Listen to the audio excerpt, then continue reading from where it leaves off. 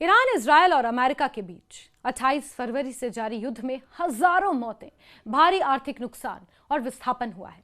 America के राष्ट्रपति Donald Trump Iran के खार्ग और अन्य द्वीपों पर सैन्य हमले के विकल्प पर विचार कर रहे हैं।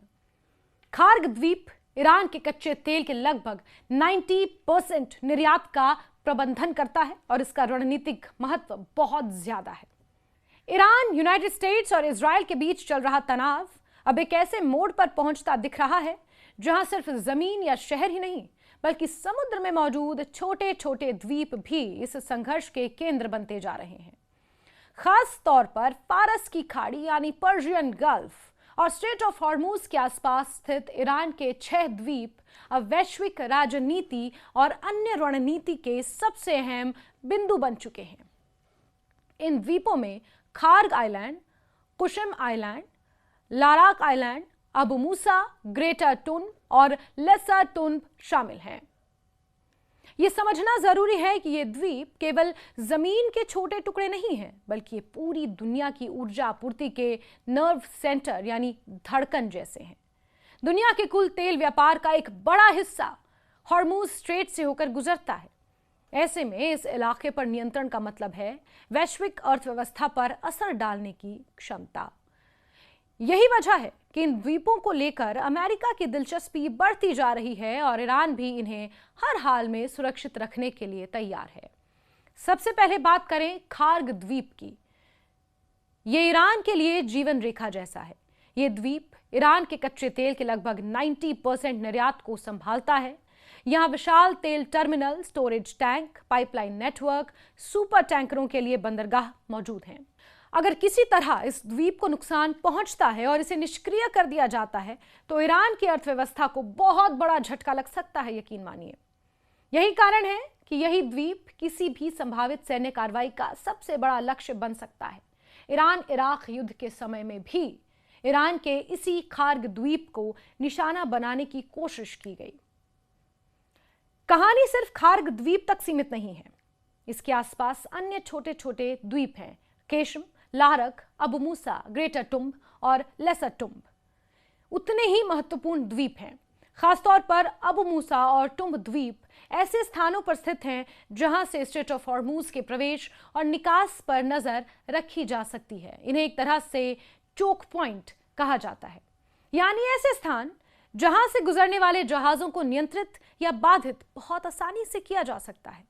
अगर कोई भी देश इन द्वीपों पर नियंत्रण हासिल कर लेता है, यहां सैन्य गतिविधियां बढ़ा देता है, तो वो पूरे समुद्री मार्ग को प्रभावित कर सकता है। यही वजह है कि अमेरिका इन द्वीपों को सिर्फ एक सैन्य लक्ष्य नहीं बल्कि एक रणनीतिक अवसर के रूप में भी देख रहा है। वहीं ईरान के लिए ये द्वीप उनकी सुरक्षा और आर्थिक स्थिरता के लिए बहुत जरूरी है। अमेरिकी राष्ट्रपति डोनाल्ड ट्रंप के नेतृत्व में अमेरिका इन द्वीपों पर सैन्य विकल्पों पर विचार कर रहा है। ऐसी खबरें इस बात को और गंभीर बना देती हैं। अगर वास्तव में ऐसा कोई कदम उठाया जाता है तो ये सिर्फ एक सीमित हमला नहीं होगा बल्कि इसका असर पूरे क्षेत्र और दुनिया पर पड़ेगा। ईरान पहले ही साफ कर चुका है कि अगर खार्ग या किसी भी अन्य महत्वपूर्ण द्वीप पर हमला हुआ तो वो इसका करारा जवाब देगा। इस पूरे परिदृश्य को समझने के लिए यह भी देखना जरूरी है कि ईरान ने इन द्वीपों को किस तरह मजबूत कर रखा है। सैटेलाइट तस्वीरों, विभिन्न रिपोर्टों के अनुसार इन द्वीपों पर भारी सैन्य तैनाती है। यहाँ हवाई पट्टियां, मिसाइल सिस्टम, रडार स्टेशन, किलेबंदी ठिकाने मौजूद हैं। इसके अलावा तेल भंडारण के बड़े बड़े टैंक और जहाजों के लिए सुरक्षित बंदरगाह यानी कि पोर्ट्स हैं। इसका मतलब यह है कि अगर कोई हमला होता है तो यह आसान नहीं होगा और जवाबी कार्रवाई भी उतनी ही तीव्रता से हो सकती है। अबू मूसा, ग्रेटर टुम्ब और लेसर टुम्ब द्वीपों का मामला थोड़ा अलग है क्योंकि इन पर यूनाइटेड अरब एमिरेट्स भी दावा करता है। 1971 में जब यूएई ब्रिटेन से आजाद हुआ था, उससे ठीक पहले ईरान ने इन द्वीपों पर कब्जा कर लिया था। तब से लेकर आज तक ये विवाद जारी है। ऐसे में अगर इन द्वीपों पर कोई सैन्य कार्रवाई होती है तो ये सिर्फ अमेरिका और ईरान के बीच का मामला नहीं रहेगा बल्कि इसमें अन्य क्षेत्रीय देश भी शामिल हो सकते हैं। इस पूरे संकट का सबसे खतरनाक पहलू यह है कि यह संघर्ष बहुत तेजी से बड़े युद्ध में बदल सकता है। अगर अमेरिका इन द्वीपों पर हमला करता है तो उसे अपने युद्धपोतों और विमानों को हॉर्मूज स्ट्रेट से होकर गुजारना होगा। इस दौरान वो ईरान के नियंत्रण वाले द्वीपों के बेहद करीब होंगे जहां से उन पर हमला किया जा सकता है। यानी ये एक बेहद जोखिम भरी सैन्य स्थिति होगी जहां छोटी सी चूक बड़े टकराव में बदल सकती है। इसके अलावा अगर स्ट्रेट ऑफ हॉर्मूज में किसी तरह की बाधा आती है तो इसका असर पूरी दुनिया पर पड़ेगा। तेल की कीमतें अचानक बढ़ेंगी, वैश्विक सप्लाई चेन प्रभावित होगी, कई देशों की अर्थव्यवस्था पर दबाव बढ़ेगा, लुढ़क सकती हैं। खासतौर पर एशियाई और यूरोपीय देश जो इस मार्ग पर खासतौर पर निर्भर हैं, सबसे ज्यादा नुकसान उन्हें ही हो सकता है। ईरान की रणनीति भी यहां स्पष्ट नजर आती है। वो इन द्वीपों को केवल रक्षा के लिए नहीं बल्कि एक तरह के डिटरेंस यानी डर पैदा करने वाले साधन के रूप में इस्तेमाल करता है।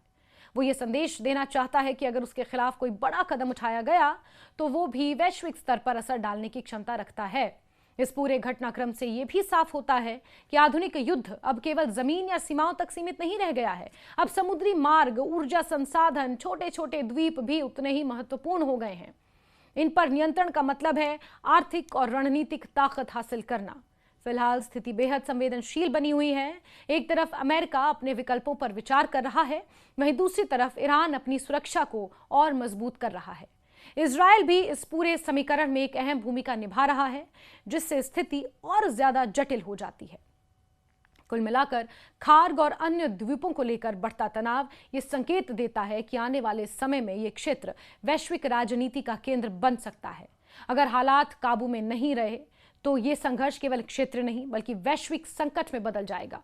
यही कारण है कि दुनिया भर की नजरें अब इन छोटे लेकिन बेहद महत्वपूर्ण द्वीपों पर टिकी हुई हैं, क्योंकि यहां लिया गया हर फैसला पूरी दुनिया को प्रभावित कर सकता है।